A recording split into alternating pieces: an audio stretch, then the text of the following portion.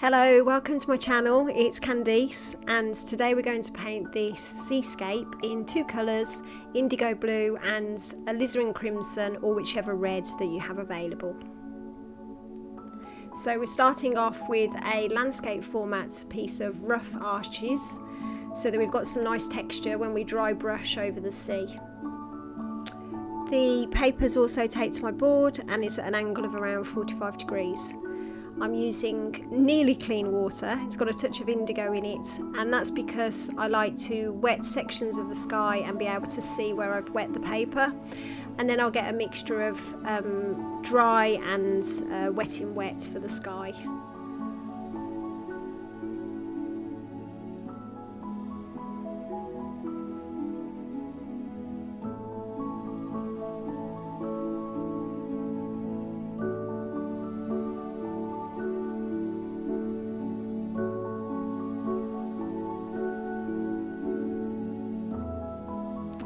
Now I'm mixing up some dark indigo blue, and this can be any brand. I think I'm using Winsor & Newton Professional, but you can use any indigo. And we're going to start with the top left hand corner of the sky with quite a wide quill brush.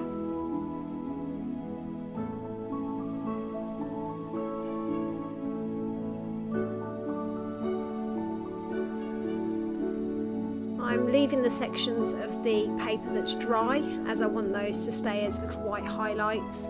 So I'm using the indigo to brush around where I've already wet the paper in the sky area.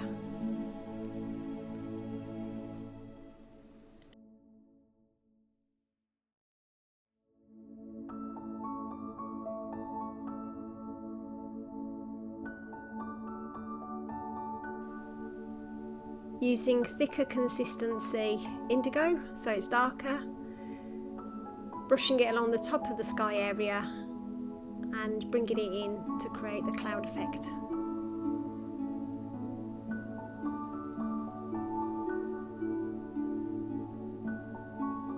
And I've mixed the indigo with just a little bit more water to make it weaker for the bottom section of the sky, and then just giving the suggestion of smaller clouds.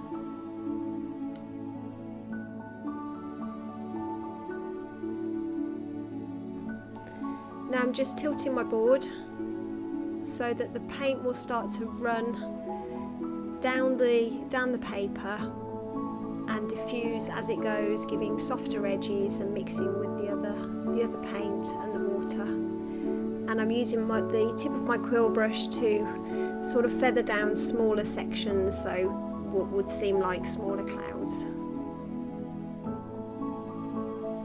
Now this is all just using pure indigo, no other colours, and thicker paints and then more watery paints, just to give a bit of interest.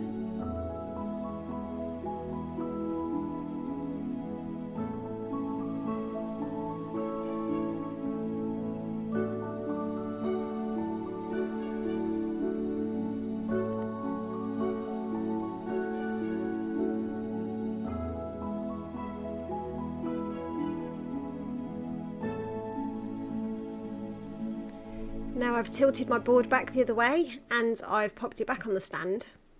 This is just an easel from Jackson's. It was relatively inexpensive, but it's great. It has 4 different height settings.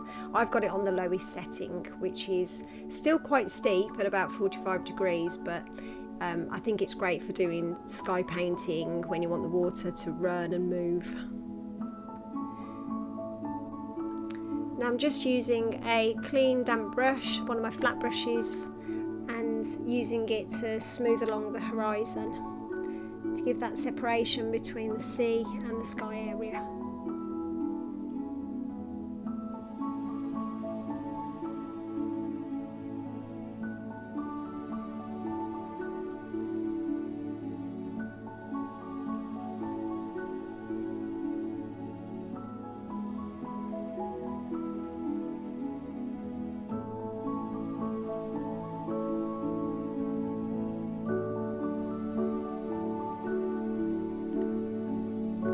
Now we're going to start to paint in the sea, and we're going to be still using the same quill brush quite a large one, and a mixture of pure indigo, and also then mixing it with a little bit of alizarin crimson just to take the edge off the blue, so you've got some different tones in the sea area.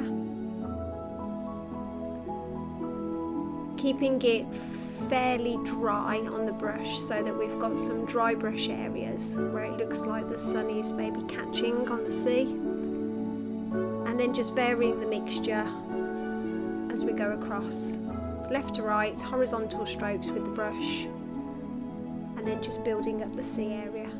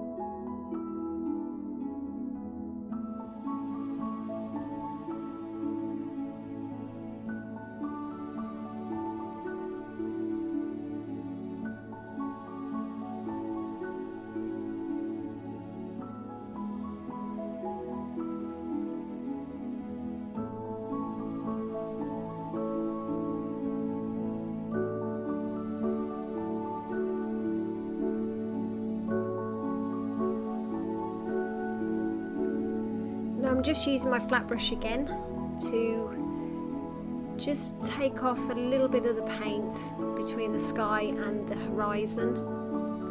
So just using the very tip of it, nice clean water, and then pulling it across for that tiny bit of separation.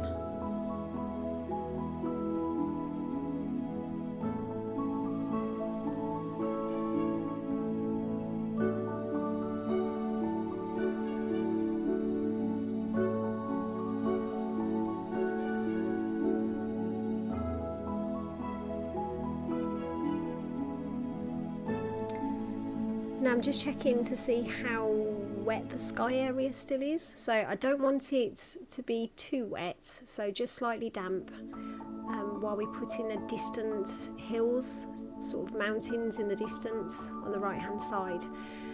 I want it to still be slightly wet in the sea area because we're going to then afterwards add in a bit of a shadow underneath, and I don't want it to be bone dry so that it looks like hard edges. So you still need it to be slightly damp. So working quite quickly using the click-through brush, I'm using a mixture of indigo and then different consistencies of strength mixed with the alizarin crimson.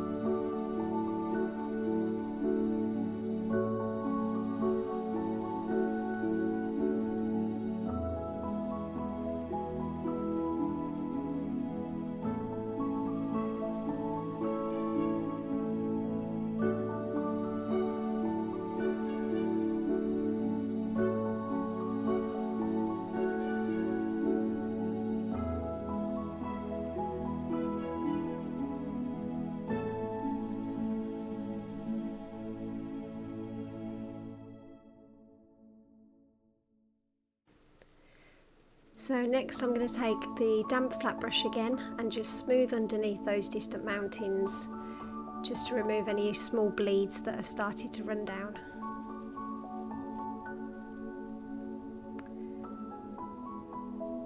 Then we're going to start putting in that slight shadow underneath the mountains. The sea area should be slightly damp still, so we can add in some dark indigo. Feel free to mix it with a little bit of alizarin crimson and vary it a little bit as you move along. Because the sea area is still a little bit damp, you're not getting a really hard line. It is diffusing and softening slightly as it runs down.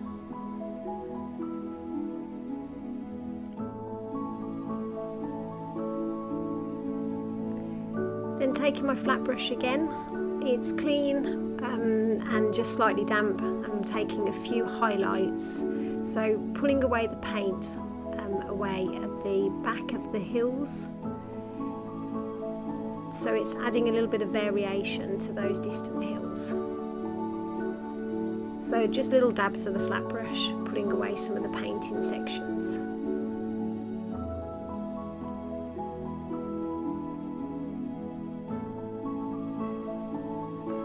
Then I'm also going to use the same brush to pull away some little lighter sections of the sea,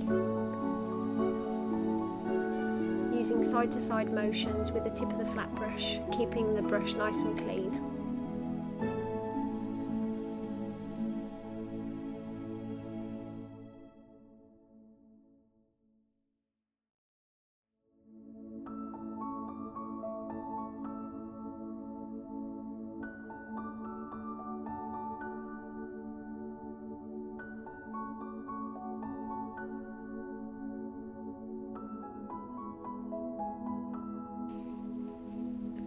Then just check that your paper's dry, right at the horizon line, and if it is, then take a mixture of indigo and alizarin crimson, keep it quite dark, not too watery, and just run it along the horizon line, just to give a nicer, sharper edge to the horizon.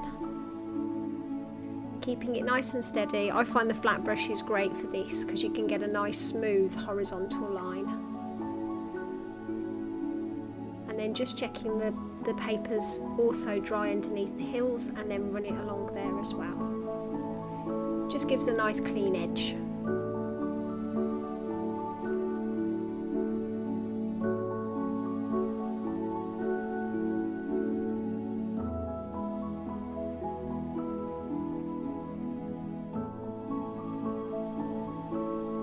Now I don't know about what you think, but I think that the hills in the background could do with a little bit of darkening up.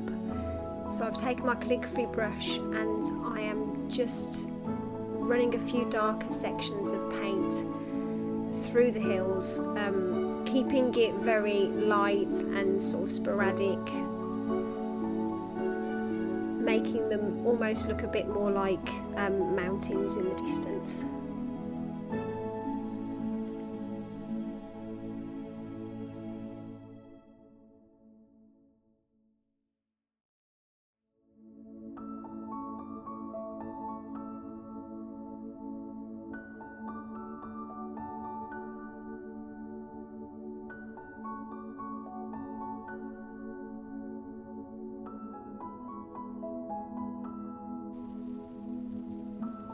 Then taking some white gouache, I'm using it straight from the tube with a number 1 round brush. I'm just going to add in a couple of little white yachts in the distance, so just 2 very simple white sails with just a little dash of white underneath to give the suggestion of a boat.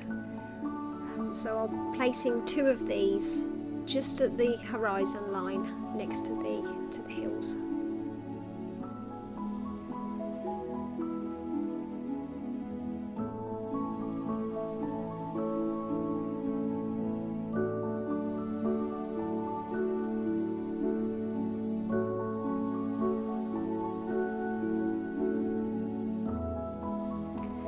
Now I'm just going to take these little pastel sticks. I think I've mentioned them in a previous video. They're either Conte or Conti, I'm not sure how to pronounce it, but they're great and you can get a huge variety of colours.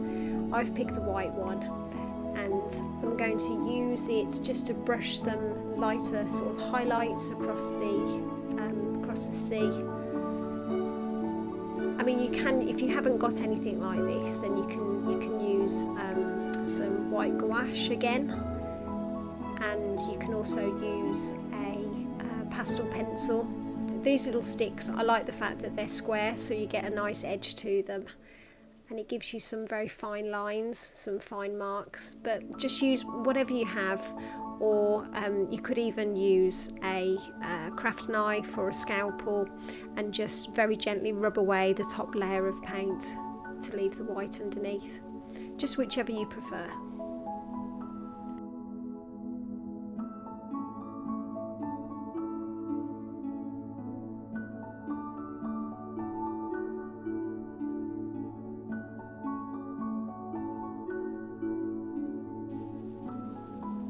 Using my white gouache again, I'm just adding in a very slight white reflection underneath the two sailboats in the distance, keeping it very tiny. So whichever tiny brush you've got to use, and then just very, very gently dabbing a bit of paint down underneath.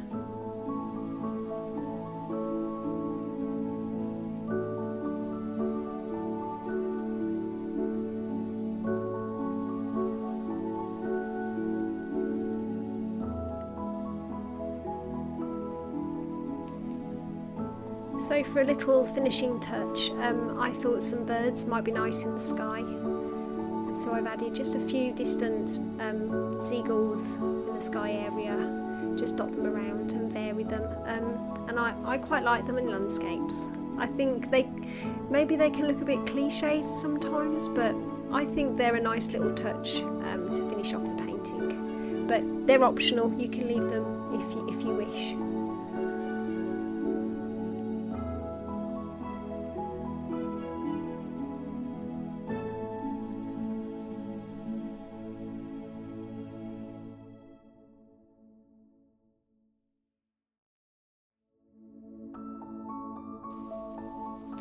And that's it, I think we're all done.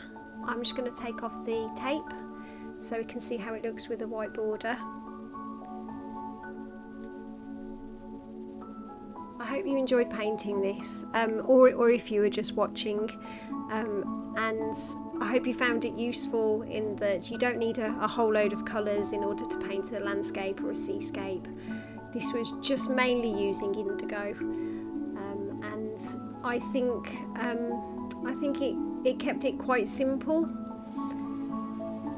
I'm trying to get away from too fussy landscapes and trying to paint a bit more loosely, a little bit more simple, and I hope you enjoyed it. So thank you very much for watching, and I'll see you in the next video.